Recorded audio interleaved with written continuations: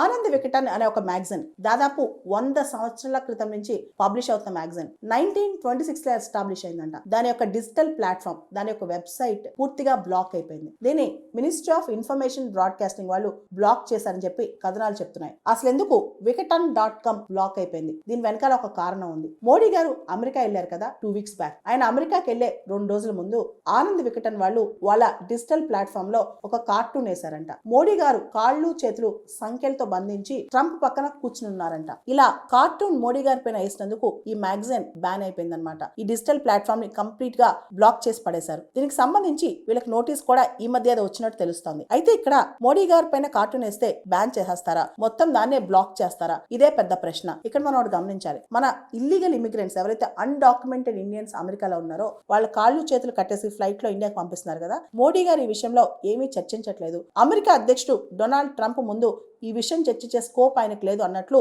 ఈ కార్టూన్ చెబుతుందని చెప్పి కథనాలు చెప్తున్నాయి. దాంతో వికటన్.com ఈ వెబ్సైట్ ను కంప్లీట్ గా బ్లాక్ చేశారనమాట. ఇది ఆర్బిట్రరీ సెన్సార్షిప్ కిందకు వస్తుంది. ఏ విధంగా దీన్ని సెన్సార్ చేస్తారు? Freedom of expression article 19(1)(a) దానిలో ఇంప్లైడ్ గా ఉంది ఫ్రీడమ్ ఆఫ్ ప్రెస్ కూడా, freedom of speech and expression లో. ఇలా ఎలా బ్లాక్ చేస్తారని చెప్పి మేము అన్ని లీగల్ అవెన్యూస్ ఓపెన్ చేస్తాం, గవర్నమెంట్ కావాలని ఇది చేసిందని చెప్పి ఆనంద్ వికటన్ గ్రూప్ చెప్తుంది అనమాట. దీనికి సంబంధించి చాలా చర్చ జరుగుతుంది మీడియా సర్కిల్స్ లో.